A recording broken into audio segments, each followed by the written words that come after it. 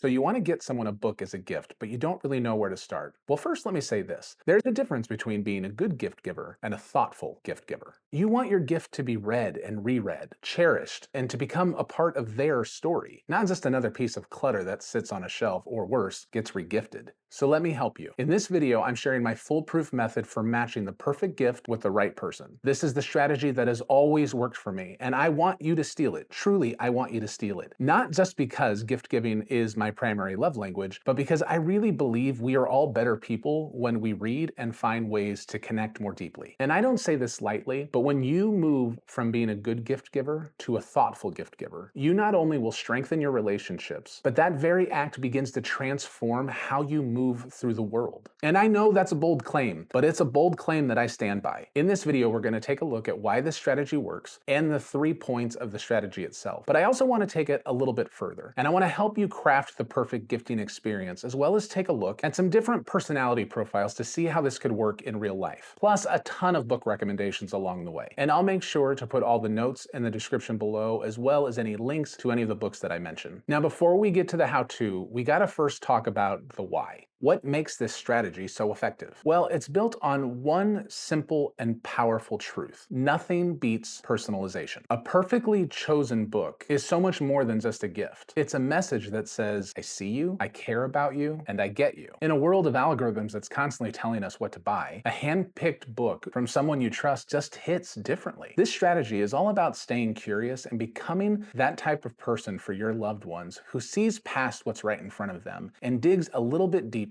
and with just a little bit of effort begins to explore not just what they like or what they might be interested in, but even what they may need at this moment in this juncture of their life. We're not just grabbing for something that's on the bestseller table or because we saw it on TikTok or BookTube. Instead, we're creating a very real and emotional connection with the people that we love. The core idea to know from the beginning is stop just asking the surface level questions and begin to think like a literary detective. The mission is to give a gift that feels like it was written specifically for them at this point in this season of their life. And it moves from being just a gift and into a meaningful gesture of how much you see them, how much you've paid attention to their personalities and passions, the things that they're celebrating right now, or the things that they're mourning and struggling with right now. This is how we turn a simple present into a powerful link between you and your loved one, and really the world the author created. So let's get into the good stuff. I have to name everything, so this strategy I call a literary DNA scan. And step 1 is all about observing clues. It's about observation and investigation. So while you can ask questions and clarifying questions, really what I would challenge you to do is to become a quiet observer and gather as many nonverbal clues as you can from their habitat, their body language, and maybe even the subtext of the things they're saying. So let's start with the obvious. If you're ever at their place, take a quick look at their bookshelf. What kind of books do they have? Is there a rainbow of literary fiction spines? Is it a huge collection of horror novels? Maybe it's a worn out stack of fantasy paperbacks, or a perfectly curated selection of social sciences and history. That alone is going to give you valuable intel. But that's when we have the opportunity to just dig a little bit deeper. And yes, it takes a little bit of effort, but I think our loved ones are worth it. As you're looking at the books they have, try to remember some of them, or maybe write them down, put them in the notes app in your phone. And when you get a chance, Google or look up a YouTube video of what are some of the themes in those books. Because this gives you the opportunities to see, are there kind of general and bigger themes that your loved one are naturally drawn to? And I could already hear some of the pushback. What if they don't have a bookshelf? What if they primarily read on an e-reader or listen to audiobooks? That's perfectly fine. We have more strategies. But I would say, even if they primarily read an ebook or listen to audiobooks, a physical gift of a book that is meaningful and thoughtful is still a very powerful gift. So if they don't have a bookshelf, I would say this. Look at the other types of media that they consume. What kind of movies or TV shows do they watch? If there's someone who devoured every season of The Crown, they probably have a taste for historical drama and intimate character growth. To me, that makes them a perfect candidate for a rich historical fiction, maybe from an author like Kristen Hanna, Ken Follett, Philippa Gregory, or Colson Whitehead. If they know every Star Wars movie and can talk endlessly about the deep lore that most people don't know about, let alone care about, odds are they probably like sci-fi, particularly sci-fi that deals with the question of good versus evil and the responsibility of our actions and the consequences of the choices that we make. If that's the case, they may like authors like Isaac Asimov or N.K. Jemisin or Christopher Rocchio. But it's not just about what's on their bookshelf or maybe the themes they're drawn to or what other types of media and stories they consume. What are their hobbies? Is your friend someone who's just obsessed with their garden? If so, they might adore a cozy fantasy book with just total cottagecore vibes. Something like The Spell Shop or Anne of Green Gables. Or maybe they'd like a nonfiction book, one that looks at the natural world. A book like Around the World in 50 Trees or Amy Tan's Backyard Bird Chronicles. And then pay attention to what they say and talk about online. Are they always bringing up psychology and human behavior? Then they'd probably be fascinated in a book like Thinking Fast and Slow, which breaks down how our brains work. Or The Laws of Human Nature, which is a modern guide to understanding people's motivations. Maybe they always talk about underdog stories. So a biography about a resilient entrepreneur like Phil Knight's Shoe Dog could be a slam dunk. Or even a story of overcoming embedded prejudices to make the impossible happen, like what you find in the story Hidden Figures. The point is to observe and to investigate, to pick up all the clues that are constantly around you. Not just to give them a book that you think they might like or that has a lot of hype, but one that's really tied to the things that you are constantly observing that might connect most with your loved one. Then we have step 2, which is all about listening and caring. And this is kind of where the magic happens. It's about listening to not just what they're interested in, but listening for how are they feeling? How are they feeling right now, in this moment? This step is how you level up your gift giving. And really, these steps can be applied to any type of gift that you're giving.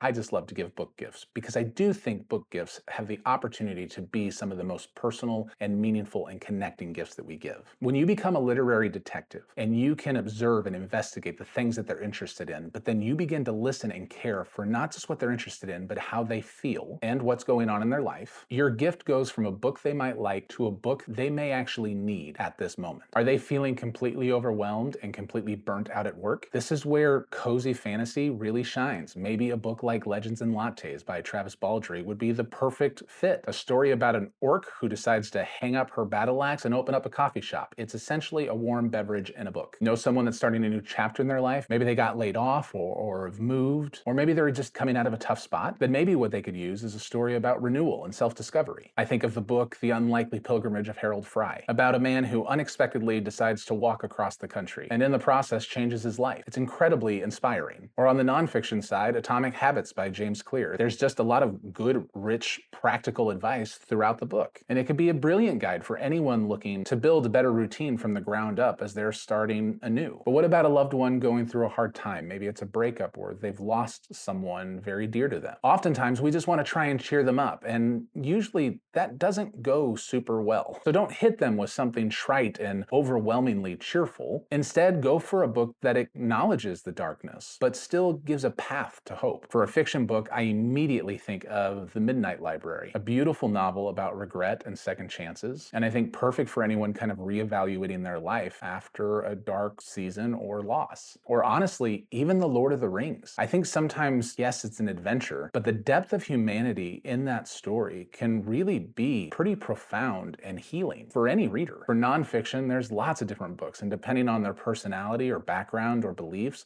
2 of my favorite books that I would recommend constantly are Man's Search for Meaning by Viktor Frankl or What's So Amazing About Grace by Philip Yancey. Because both books don't shy away from the darkness or heaviness that exists in life, but they also allow for that space to wrestle through while also pointing to hopeful things. On the flip side of that, if someone is celebrating a huge win, they're not in a dark space, but they're just really celebratory, you don't want to give them something super depressing or something that's going to throw them into existential crisis. You want to match that energy with a story of adventure and success. Books like The Long Trip to a Small Angry Planet or Going Postal by Terry Pratchett. Both of those books offer an escape, a lot of humor, a lot of joy and celebration as an individual is heading into their next move. Regardless of where someone is in their life, this step, this idea of listening and caring, is what builds a deeper emotional connection and allows the book to truly feel so personalized and meaningful. All right, you've gathered clues, you've observed, you've investigated, you've listened, you've cared, you've started to look at the subtext of what they're saying and what's going on in your life. Then we get to what I call the genre gauntlet, where we make our pick. And so I want to try this out with kind of a personality profile. Say you're buying a gift for your dad. In step 1, you started to take a look at his bookshelves. You started to kind of see some of the themes that he was reading, and you recognize pretty quickly he's pretty obsessed with World War II literature. He seems to love good political spy movies, but he's also a really busy guy who doesn't really have a lot of time to read. In step 2, you listened. You really started to listen for the subtext of what's going on in his life, and you quickly quickly realized he's pretty overwhelmed at work, to the point of feeling pretty undervalued and stressed out. And because of that, you think maybe he could use a book that just feels like a gripping escape, but that doesn't feel like a really big commitment. To me, that person is screaming for a fast-paced thriller. You want something with short, punchy chapters and high stakes that he could read in quick bursts. Maybe a book like Run by Blake Crouch or The Terminal List by Jack Carr. Either of those would deliver that very thing that not only he likes, but matches where he's at in his life right now. The key is to cultivate and layer these steps. Observation and investigation gives you the what. Listening and caring give you the why, and the genre gauntlet gives you the which. If you could just learn those 3 steps, I promise you're already going to be elevating your gift experience. And you're going to be creating a very different connection with your loved one because you've given a lot of thought and intention and curiosity behind the gift. But I want to take this one step further. But before I do, I want to offer something to you. And I think as a community, we can all help each other with this. Who is that person or people in your life that you want to give a book to, but you're not really sure which to gift? What I want to ask you to do is put them in the profile, not obviously their name, but who they are, kind of what your observations and investigation are, and the things you've learned from listening to the subtext. And if you are having a hard time figuring out which book, I am happy to jump into the comments and give you a few suggestions based on who you're presenting.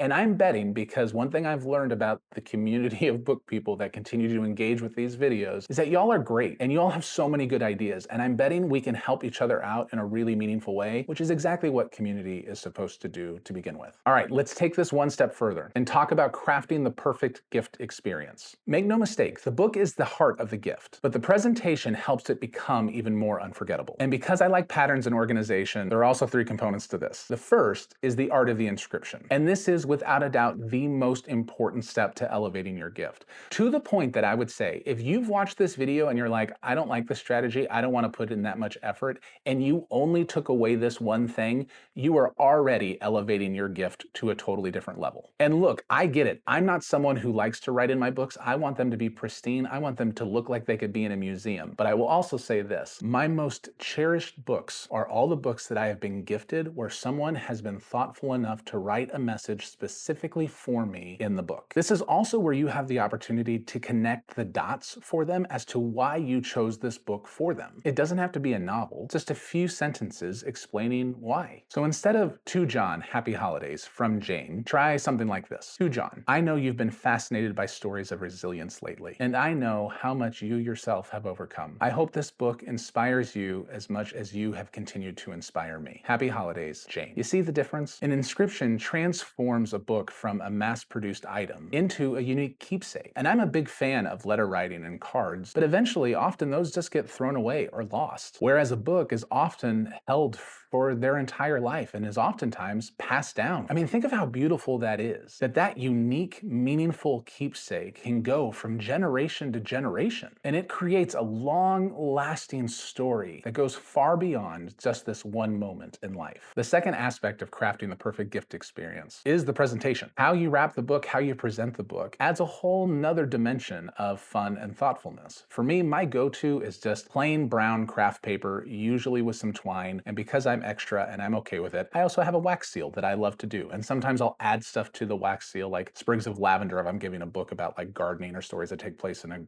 a garden. I did a keychain once that I had kind of stamped into the wax stamp, all kinds of different things. But that presentation, it's simple, and then just a gift tag. But again, the point is to match it to the person that you're giving it to and the personality, not what you like. I love Disney and Lego. I'm not going to wrap a book for my friend who hates both of those things with Lego wrapping paper or wrapping paper with Cinderella's castle all over it. That doesn't make any sense. A good friend of mine, one of her favorite things to do is to actually wrap books in black craft paper, and then she uses white paint pens or chalk pens to just kind of write different clues across the paper to build anticipation and excitement of what they're going to discover when they unwrap it. It's kind of that blind date with the book idea. I asked her for a few different examples that I could share, and one of the ones that she said was she wrapped a copy of The Silent Patient, and all across the front she wrote, "Features a painter's shocking crime, a therapist obsessed with her silence, and an unbelievable twist that you'll never see coming. Happy reading." Which is just a fun way, again, to build that kind of anticipation. But the person she was giving that gift to, that is very much their vibe. Another example she gave is when she gifted the book Into the Wild. And on the front, she simply wrote, "The wilderness is calling, but don't ever forget to come back." And that was it. Sometimes I won't wrap it at all. I'll just throw some twine around it. I think I used a bicycle chain once and added a gift tag. It just depends on who you're giving the gift to. And then finally, the perfect pairing. I always like to pair the book with one more small, additional, inexpensive gift that either matches the tone of the book or the vibe of the book, or kind of further extends the things that I've observed and listened in my investigation process of figuring out what the best gift is. So recently, when I gifted a cozy fantasy book, I attached a small artisanal,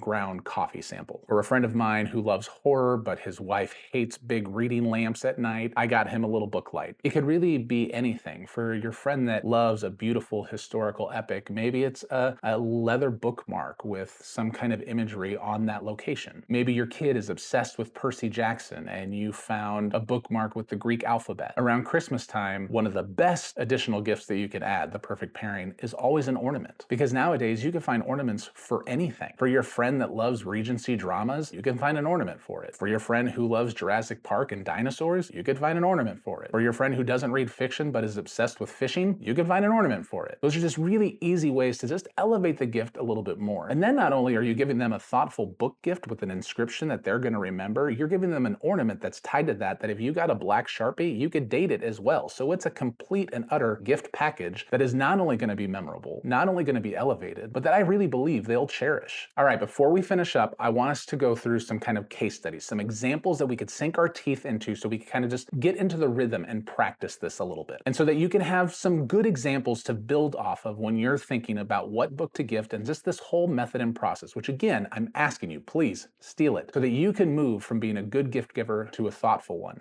All right, let's say you have a friend who's a burnt out creative. They're a graphic designer. They feel totally drained and uninspired because it's just been a really rough year. Through your investigation and observation, you know a few things. You know she loves lyrical and beautiful prose. You know she's drawn to things that feel a little bit magical or have magical realism. And two of her favorite books are The Starless Sea and The Night Circus. Her apartment is filled with art and she really geeks out over beautiful visuals. Now from listening, you've heard her say repeatedly that she just needs a break. She hasn't taken a vacation and she can't even remember how long. Everything in life just feels really heavy and almost purposeless. And she's to the point where most things just make her feel a little bit overwhelmed. So with that information, my instinct would be to avoid anything gritty or too realistic. And instead I would try and lean into something that would reignite her sense of wonder and remind her that magic is still out there. Just a story that she could really fall into and get lost. Which means I would naturally start to look towards a fantasy novel, but not some 800-page epic. It has to be accessible and beautifully written. So I think I would suggest The 10 Doors of January by Alex E. Harlow, an imaginative story about a girl who finds a book that opens doors to other worlds. The whole book is about the power of stories to create new realities, which could be the perfect message for a creative feeling stuck. Now for the gifting experience, I would probably write in the inscription something like this. I hope this helps you find a few new doors of your own. Never forget your creativity is magic, and I can't wait to see what world you build next. And then I would wrap it in a vintage style map type of paper with a decent or nice ribbon, and I would probably pair it with a small pocket journal. So she had something on hand that she could just jot down ideas at any given moment. So we have our person, we've done our observation and investigation, we've listened, we've chosen a book, we've done a nice inscription, we've wrapped it well, and we've paired it together with something. Let's do another one real quick. The person is your brother-in-law. He's the I don't read guy. From your observation and investigation, you've legitimately have never really seen him with a book in your life. But you do know that he watches a ton of action movies. Somehow he's watching all the John Wick movies, every film ever done by Michael Bay and Christopher Nolan, but says he doesn't have time for any books. You also know he's a great dad, and his job is pretty high pressure. Now from listening to the subtext of the conversations, you know he loves anything with a car chase, he loves conspiracies, and he loves super competent heroes that save the day. He doesn't care about deep character study. He is all plot all the time. And so you recognize pretty quickly, I should probably get him a book that reads like a blockbuster movie, something that he could read for 15 minutes at a time when he has time. Side note, if he is really obsessed with conspiracies and movies, keep him away from social media. That's never a healthy place.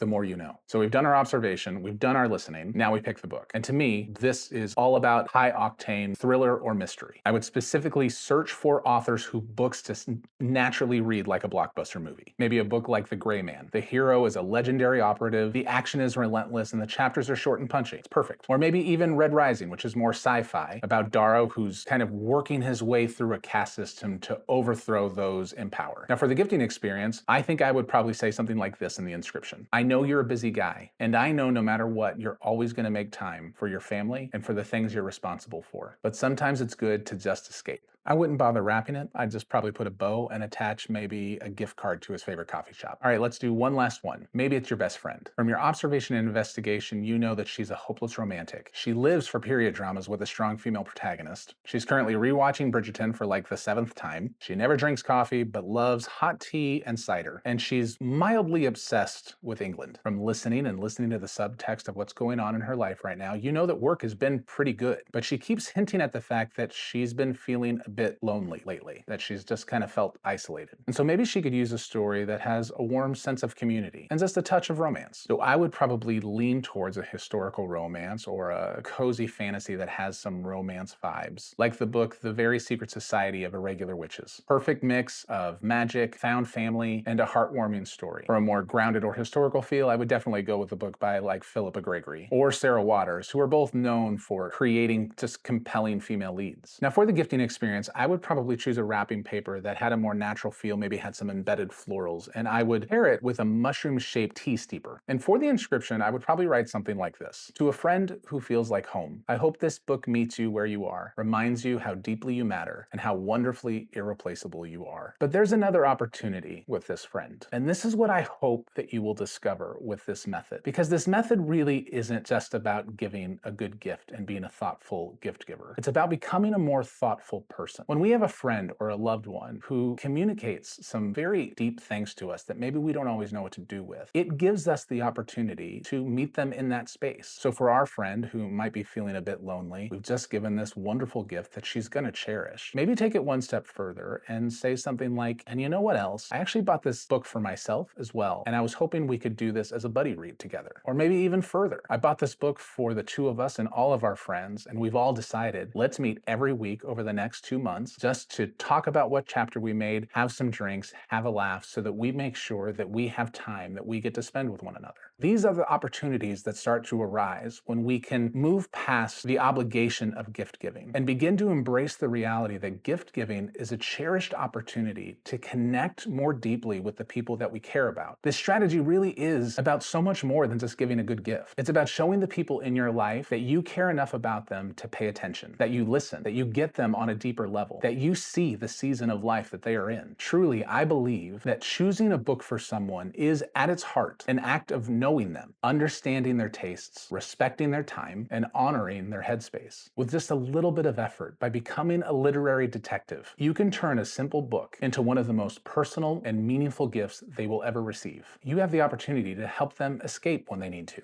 encourage them to try something new, to help spark brand new imagination, or to simply comfort them in a time of need. And this is how you go from being a good gift giver to a thoughtful one. So go on, steal this strategy, share it with the people that you know and love, because I really do believe that when we become thoughtful gift givers, it strengthens our relationships and it transforms the way we move through the world. As always, my name's Topher. Stay curious, read deeply, and I'll see you in the library.